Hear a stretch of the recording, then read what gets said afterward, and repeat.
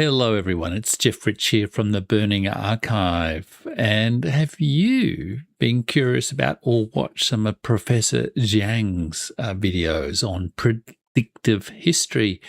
He has been quite a sensation over the last year or so, and I have noticed at least, has started to appear reasonably frequently on various geopolitical YouTube channels.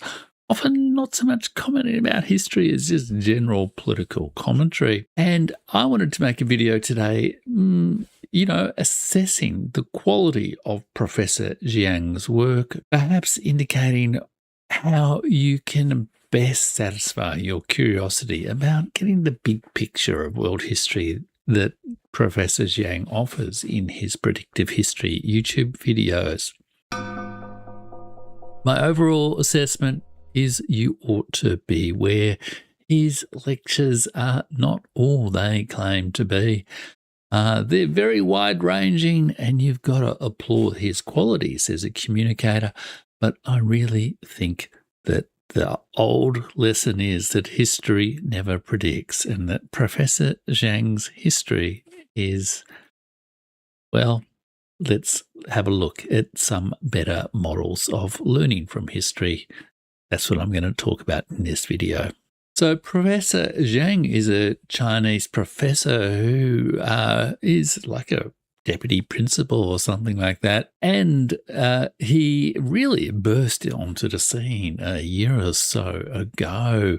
Incredibly successful, partly because he appeared to have correctly predicted Donald Trump's election and also the attack on Iran by Israel and the United States in mid-2025. Now, predicting Donald Trump's election last time round is perhaps not such a miraculous achievement, a bit of a coin toss, really. And predicting Israel and America might attack Iran is also perhaps a bit of a coin toss as well. But nonetheless, he has been spectacularly successful in recent times. He's produced lectures and talks really about a very large sweep of world history. And it is, I guess, an interesting and entertaining way to get introduced to those topics. But as I said, he started to appear regularly on geopolitical news shows and present himself as not just professor from a Chinese school commenting on history, but as a guru on geopolitics. And one needs to perhaps ask whether he really is such a person. I've watched his videos and tried to make sense of them myself based on the premise that his interest in history is great. He's serving you in giving a accessible version of history and satisfying your interest in the sort of big questions of how it all hangs together. But I think there are certain things, and I'll sort of highlight them in a moment, that are not really serving your genuine curiosity about understanding history better. And of course, Professor Jiang is not the only person who does this. There are a lot of bogus ideas about history out there on YouTube. On my channel, The Burning Archive, I really do try to look at world events from the perspective of genuinely quality world history. And I'll talk about that a little bit more on the video. So it is a little bit frustrating, I've got to admit, at times when one sees material which is not really all that high quality getting the attention that it has done in the case of predictive history. Unfortunately, Professor Jiang, in my estimation, as both a PhD in history as well as an ex-government official, where, I've got to tell you, in government you have to listen to a lot of cranks and a lot of pretenders, and you hear a lot of experts who end up not being all that expert. I don't think Professor Jiang is worth your time. There are much, much better ways to learn from history, and I'm going to point you to a few of those in this video. So don't be sucked in. History never predicts. And at the end of this video, I will share with you a much better way that you can satisfy your curiosity or fresh ideas about the big picture of world history. So let's first have a look at Professor Jiang. Now, there are so many lectures that he's provided. I cannot say I've comprehensively looked at his entire output, and I want to recognize first up that there is something incredibly appealing about his manner, his communication style. In some ways, he's not dissimilar to the Jordan Peterson phenomenon of a few years ago, who sort of popularized certain ideas about psychology and culture in a way that was accessible and particularly appealing to certain demographics and interests. And I think in some ways Professor Jiang is doing something similar for a certain angle on history. But unfortunately, I actually think a lot of what he says is mashed up sort of theories popular in the sort of Silicon Valley world and not very credible theories as well. Given the range of topics he's talked about and the eccentric construction of a lot of his evidence and arguments in some of those lectures, and I'll come to that in a minute, I do wonder if there's been a little bit of AI assistance in his enormous output. I also tried to have a look at his Substack, which has a very large number of subscribers, but the Substack is entirely paywalled except for the first one or two sentences of the article, so there's no way really to appraise the nature of his written arguments on history. My Substack has much more material unpaywalled, so if you really want to read some quality history, head over to jeffrich.substack.com. Not to Predictive History. I just want to mention a couple of the big appearances that he's done recently. One was with Glenn Deason, where, to be honest, I found a lot of the theories put forward by Professor Jiang were really just recycled sort of commentary from geopolitics channels. There was nothing substantive from historical research in them whatsoever. And similarly with some of his appearances with Danny Haipong and similar channels. I wanted to mention a couple of specific videos that he has provided that I have had a closer look at. One was on social collapse, which was a very mixed up reliance on the ideas of Peter Turchin, which I've done a video on, and you can have a listen to that in the link to that is in the video description. And you got a very bastardized version of that in his conversation with Glenn Deason. He claimed there were 3 theories of civilizational decline, really. Only 3 theories of civilizational decline. One is, Peter Turchin's elite overproduction. One, weirdly, he claimed, was Thomas Piketty's argument in Capital, which is really not about civilizational decline. And the other one was the very dated and rather strangely misunderstood Oswald Spengler from about 1918. Hardly a convincing presentation of the range of ideas on social decay and collapse or political institutions.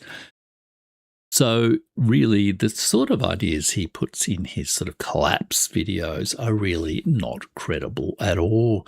He also did a video on modernism, which I found truly, frankly, wacky and not at all convincing, claiming modernism's to blame for everything to do with modern culture. There's an enormous literature on modernism. Almost none of it is evident in any of his discussion of this matter. And I've also written quite a bit on modernism myself, including, Virginia Woolf's famous essay about how in 1910 human character change and the sensibility of modernism. And you can read that in my Europe World Tour over at jeffrich.substack.com. But the one I really particularly wanted to focus on was his video on bureaucracy, because I, after all, was a bureaucrat for 33 years. I've got a pretty strong evidence base from my lived experience, my historical research, my sort of broader intellectual investigation of how bureaucracy is understood and commented on. And I wrote a book, 13 Ways of Looking at a Bureaucrat, which also examined these issues. And frankly, Professor Jiang's Predictive Histories video on bureaucracy is truly bizarre. He uses sources to make his various claims for bureaucracy, including that bureaucracy is inherently totalitarian. He uses Kafka, the famous essay about the famous novel, The Trial, where K is arrested for an unknown crime. Which of course is partly about legal procedure and the state, and not just about bureaucracy. He uses the very anarchistic American libertarian sort of thinker James C. Scott, thinking like a state, and distorts his thinking as well. Not that his thinking is all that credible. And he puts a truly bizarre misrepresentation of Hannah Arendt's The Origins of Totalitarianism to say that all bureaucracy and government institutions tend towards totalitarianism, fundamentally misunderstanding the work, portraying a sense that, maybe some AI bot sort of generated these 3 interesting titles about bureaucracy and sort of put it all together for him. But I really don't know. It was a truly atrocious piece of work. And after I watched that, I decided that really Professor Jiang was not worth me spending any more time. And that's why I'm making this video, to share that assessment with you. More broadly, I would also say that a lot of his commentary on history is sort of mashed up, misunderstood and unreliable sources. A lot of things that are very popular in the alt history world.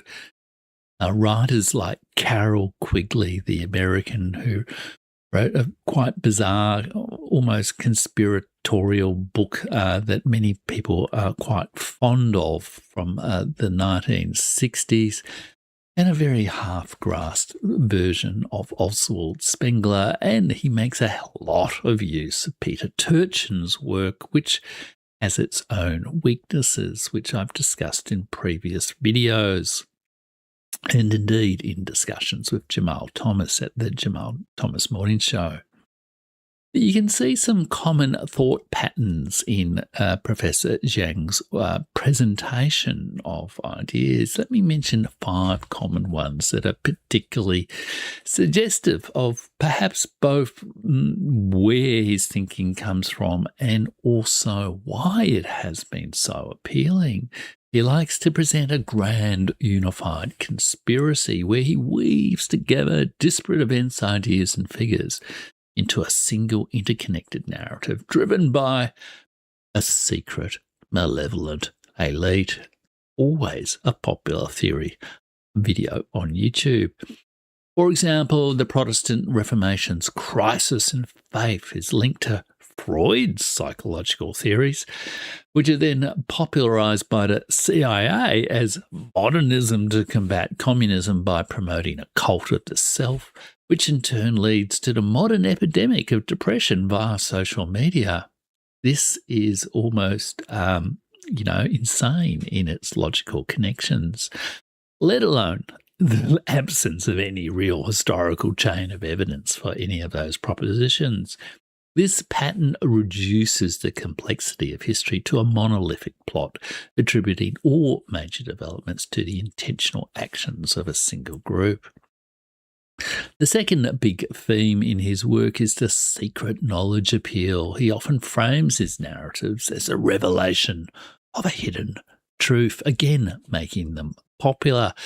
His whole theory is premised on the idea that a bit of game theory and a bit of Peter Turchin and a bit of, something else he found on the internet. He has secretly decoded the underlying workings of history and can predict what is coming next. And he often positions himself in this sense as an insider, sharing forbidden history, using phrases like what you learn is actually the real history of humanity. The secret was international finance. There's a real strong element of Manichaeanism or dualism and good versus evil, where the world is presented as a stark struggle between two opposing forces. On the one side, forces of community love, truth, and humanity, with his personal heroes. On the other side are the forces of the elite, control, deception, and slavery. This is the kind of theory that is appealing to Peter Thiel and co., with a little bit of Bowdlerized René Girard and his theories about sacrifice. The fourth pattern in his thinking is a real argument from analogy as proof. He relies heavily on very cartoonish historical analogies to explain the present and predict the future. For example, his equation of the American empire with Athens during the Peloponnesian War, where NATO is the Delian League and America's pressure on its allies is identical to Athens stealing from its tributaries. This historical comparison is utterly absurd and trivial and unhelpful, as I have discussed in my history videos on NATO, and I'll include a link to them in the video description. And then finally, there is a real thesis about transgression as power. A recurring theme is the idea that the ultimate source of power and group cohesion lies in breaking social taboos. And this is the secret, the core secret of the elites who rule the world. It's highly speculative, unfalsifiable claim, but it's the linchpin of his particular theories of secret power. So, no doubt there are perhaps some good sides to Professor Jiang, but he's getting a pretty good run at the moment. He's been given, I think, undue credibility by some geopolitics commentators. And really, I just don't think his lectures are worth you wasting your time on. So, and that is especially so because there is so much better history out there available. So one really should not have to put up with sort of AI slop and, American tech bro nonsense. There is a lot of bad commentary and on geopolitics based on bad history and a lot of bad alt history and pseudo history on YouTube right now, and a lot of repetition of old, misunderstood or popular theories, civilizational decline and all this sort of crap. And one of the things I've been doing on my YouTube channel for the last couple of years is trying to fight against some of this nonsense by sharing with you some really genuine quality history from the best world historians out there. I've done interviews with many of them, such as my recent interviews with Michael Carley about the conduct of World War II. I've interviewed the great world historian Felipe Fernandez Armesto and many others. And I think these interviews give you a much deeper insight into the nature of history than any of the nonsense you'll listen to in Professor Jiang's videos. I've also done book reviews and guides to some of the best histories out there, like John Darwin's Rise and Fall of after Tamerlane, the Rise and Fall of Global Empires, like Peter Frankopan's The Transformation of the World, like Marie Favereau's The Horde, How the Mongols Changed the World, and I also interviewed Marie as well. So there is a lot of quality history out there, and I'm not the only person doing this. So look for better sources than Professor Jiang. Ask yourself the question, how does he really know this? What are his sources really based on? How much history has he really done? His qualifications weren't in history, and it's not his core expertise. And finally, the other great thing you can do is check out some of my history book recommendations on Substack. All this year, I've been doing a world history tour of world powers, looking at the 5 great civilization states of the world: United States, China, India, Europe, and Russia. And using that as a way to get a much bigger, broader perspective on the way history really works and what really happened in those areas beyond the kind of cliches and stereotypes and over-abstract theories of someone like Peter Turchin or indeed like Professor Jiang.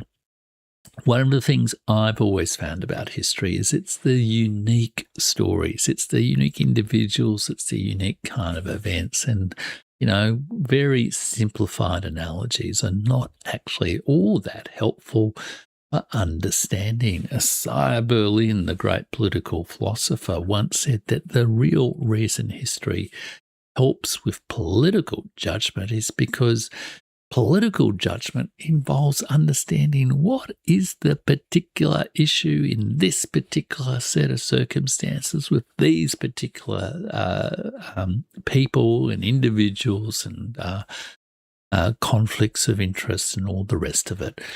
It's not some abstract sort of theory about elite overproduction or civilizational collapse that really helps you understand a situation. It's the ability to pay attention to the individual eccentricities, the characters, the unique combination of circumstances, the conflicting range of causes in any circumstance that you really need to do. And that is the real benefit of history. So the third big point I really wanted to make in this video is that there is something really practical and enjoyable and a shared experience you can do to satisfy your curiosity about the big picture in world history, to find some really quality new ideas about history, not just putting up with boring mainstream narratives, but actually finding out what the best historians are really thinking about some of these big stories today. And that's why I've set up what I'm calling the world's best history book club on my Substack at jeffrich.substack.com. Next year, the world's best history book club is going to introduce you to 10 of the best history books, one per month over 2026, and also introduce you to some classics to help give you some deeper understanding of, how the best historians of the 20th century and the 21st century have really thought about framing big narratives about world history, because amateurs, dare I say it, like Professor Jiang, make a lot of rookie mistakes in the way in which they do it. In this book club, you can join me as we read over 10 months, 10 of the world's best prize-winning histories published since 2020. So this is not old crap like Oswald Spengler. This is the best history being produced today, winners of things like the Wolfson History Prize and the Kundal History Prize. All subscribers at jeffrich.substack.com will get my personally curated list of these top recently published books and my reflections on some of the issues they raise in my weekly posts, my historical insights on Saturday.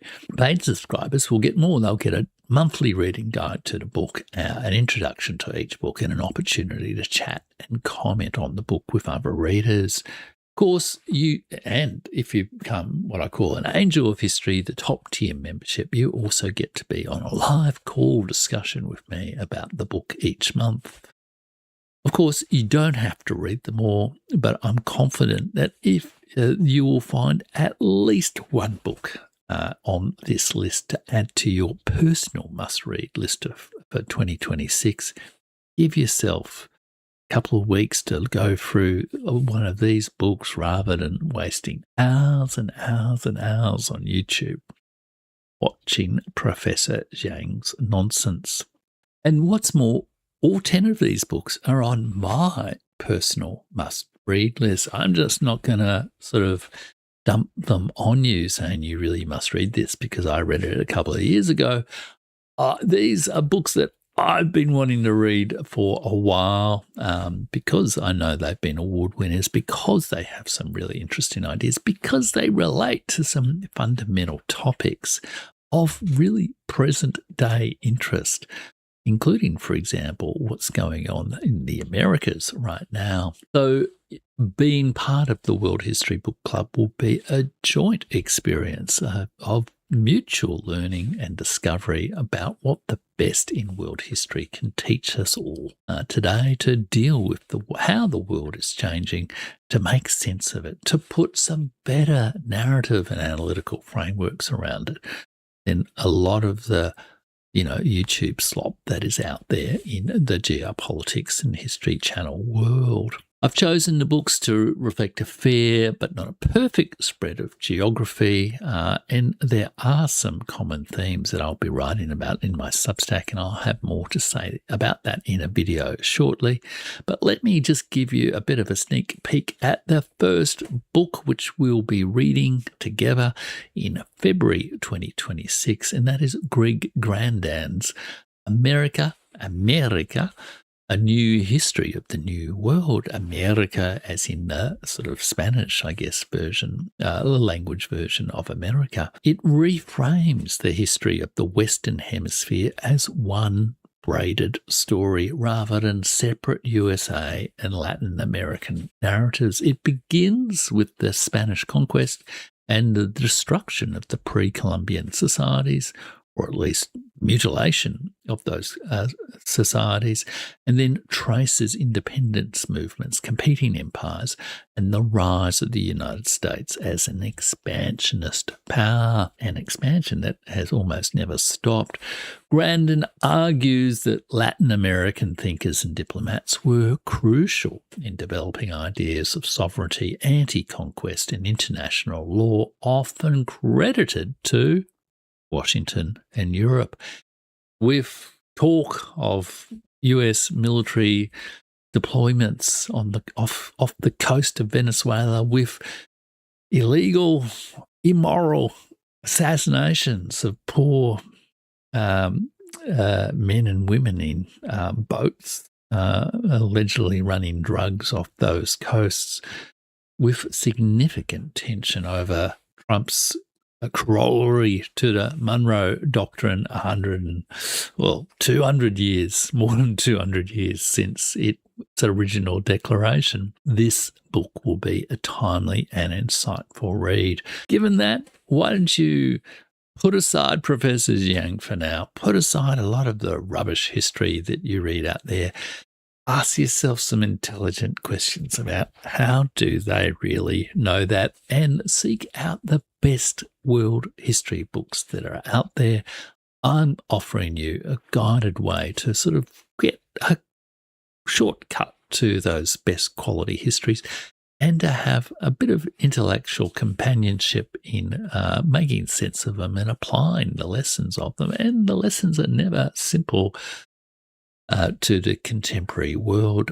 So why not head over to jeffrich.substack.com, join up there, join me as a free subscriber, join me as a paid subscriber, join me as an angel of history so that you can be a participant in live call discussions of the world's best history book club.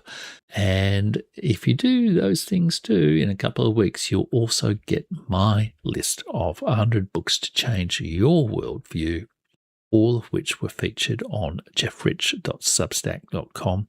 Make sure you share and like this video if you like, and check out my upcoming series on reviewing how those 5 big world powers, the 5 great civilization states of the world, have gone in 2025. How has the balance of power in the world changed in 2025? How has the search for ongoing American greatness gone? Or have Russia, China, India, and even perhaps Europe rebalanced the world? Thanks for watching.